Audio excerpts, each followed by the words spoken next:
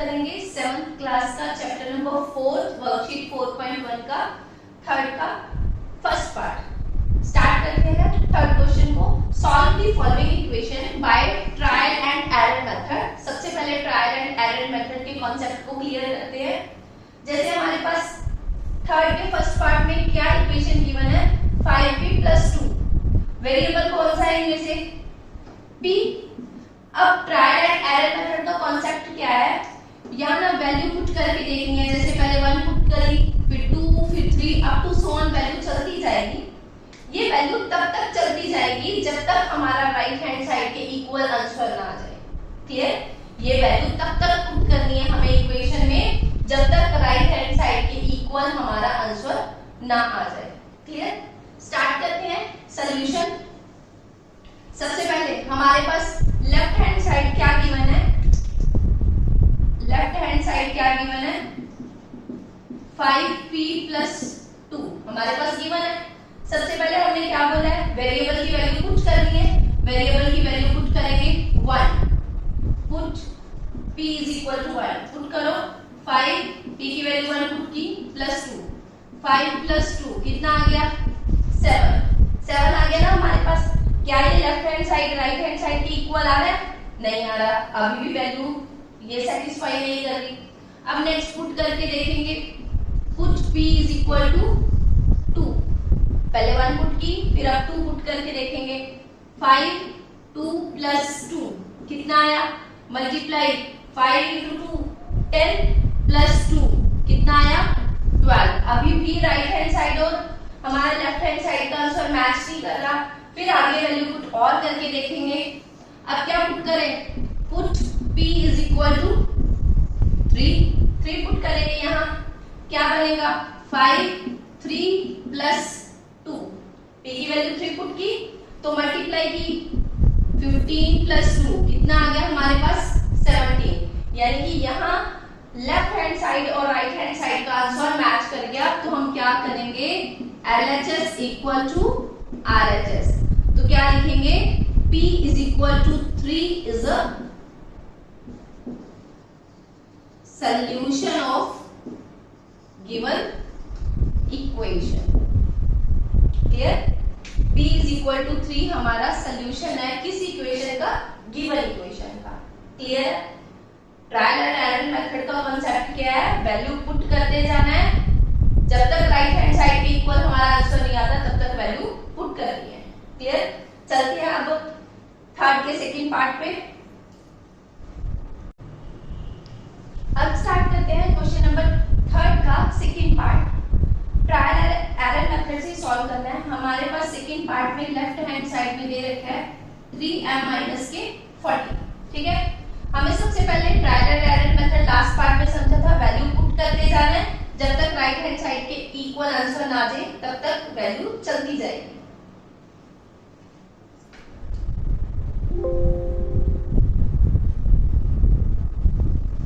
Start करते हैं। सबसे पहले पुट m = 1 पुट करेंगे। 3 एंटी वैल्यू 1 पुट की, -14 कितना आया, 3 - 14 हमारे पास कितना आंसर आया, -11, क्योंकि 14 में से 3 गए 11। बड़ी स्टेटमेंट के आगे माइनस का साइन है तो हमने माइनस का लगा दिया। ओके, अब चलते हैं। अभी भी वैल्यू सेटिस्फाई नहीं कर रही ना, इक्वल 4 के आगे चाहिए। अभी हमारे पास क्या आ रहा है, -11।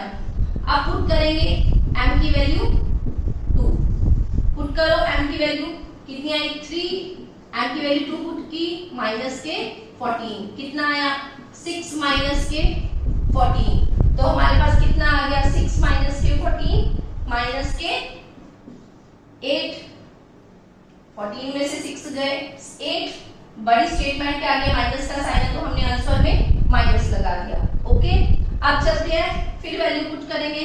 कितनी पुट करनी है, अभी लेफ्ट और राइट का आंसर मैच नहीं हो रहा तो m की वैल्यू चलती जाएगी। पुट m = 3 पुट करेंगे। पुट करो 3 - 14, 9 - 14 कितना आ गया, -5। अभी भी सेटिस्फाई नहीं कर रही। फिर पुट करेंगे, पुट m = 4 पुट करके देखेंगे। 3 3 मल्टीप्लाई 4 माइनस के 14, मल्टीप्लाई किया कितना आया 12 माइनस के 14 इज इक्वल टू, अभी भी कितना पेंडिंग है, left hand side right hand side के मैच नहीं कर रहा, यहाँ -2 है, यहाँ पॉजिटिव के 4 है। फिर क्या पुट करेंगे, अभी भी वैल्यू पुट करके देखेंगे। पुट क्या करें, m is equal to 5 put करके देखते हैं। 3 5 माइनस के 14 कितना आया, 15 माइनस के 14 कितना आया हमारा 1, क्योंकि 3 मल्टीप्लाई 5 15 माइनस के 14 इज इक्वल टू 1, अभी भी मैच नहीं कर रहा। अब चलते हैं m की वैल्यू पुट करेंगे।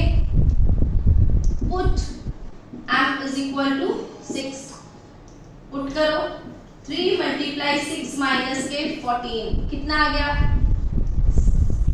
3, 6 मल्टीप्लाई किया 18 माइनस के 14 कितना आया, 18 माइनस 14 4 आ गया। अब लेफ्ट हैंड साइड और राइट हैंड साइड का आंसर मैच कर रहा है, तो हम क्या लिखेंगे, m is equal to 6 is a solution of, किसका सोल्यूशन है, of given equation. Clear, trial and error method का कॉन्सेप्ट क्लियर हो गया होगा। तब तक वैल्यू पुट करते जाना है जब तक left hand right hand side का आंसर मैच नहीं करता। क्लियर, अब चलते हैं फोर्थ क्वेश्चन पे। अब स्टार्ट करते हैं question number 4। Right equations for the following statements. हमारे पास स्टेटमेंट्स गिवन है, उसकी इक्वेशंस बनानी है। क्लियर, जैसे फोर्थ के फर्स्ट पार्ट में क्या है, the sum of numbers, the sum of numbers, कौन कौन से नंबर्स हैं, x एंड 4 का हमने क्या करना है, सम करना है। और सम करने के बाद वो हमें दे क्या रहा है, आ क्या रहा है वापस में 9। जैसे ही स्टार्ट करते हैं, इक्वेशन लिखेंगे इसकी, दो नंबर्स का सम करना है x प्लस 4, तो उससे हमें मिल क्या रहा है 9। Clear, is 9 is equal to 9। Okay, अब चलते हैं सेकेंड पार्ट पे। 2 सब्ट्रैक्टेड फ्रॉम y में से 2 को हटाना है, रिमूव करना है, तो क्या लिखा जाएगा, y में से 2 को रिमूव किया, y में से 2 को सब्ट्रैक्ट किया, हमें मिल क्या रहा है, इज इक्वल टू 8। क्लियर, अब थर्ड पार्ट स्टार्ट करते हैं। जैसे 10 times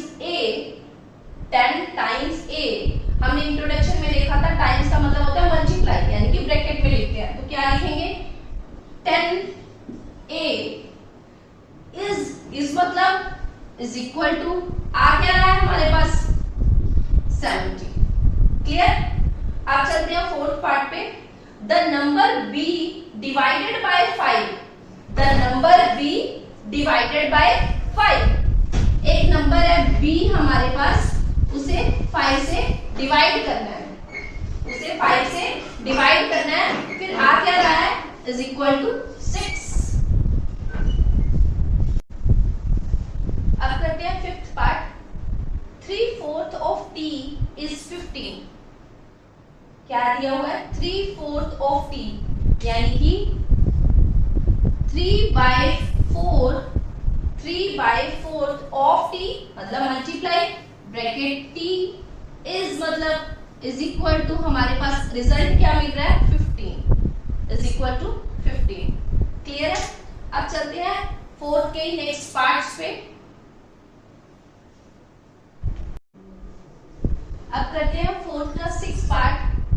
7 times m plus 7 gets you 77। क्या लिखा है हमने, 7 टाइम्स m, तो 7 की मल्टीप्लाई m के साथ की plus 7 is equal to 77। Clear, अब क्या लिखा है, 1/4 of a number x, 1/4 of a number x minus 4 gives, क्या मिल रहा है हमें रिजल्ट में 4। Clear, next, if you take away 6, किस में से 6 को बाहर निकालना है, 6 टाइम y में से, 6 टाइम y 5 में से 6 को बाहर निकालना है, माइनस किया, मिल क्या रहा है 60। क्लियर? अब चलते हैं नेक्स्ट पार्ट पे, लास्ट पार्ट पे। If you add 3 to 1/3 of z, तो क्या लिखा जाएगा 1/3 ऑफ z, z में ऐड किया 3, तो कितना रिजल्ट मिला हमें 30। क्लियर? यहां तक फोर्थ क्वेश्चन कंप्लीट हो गया।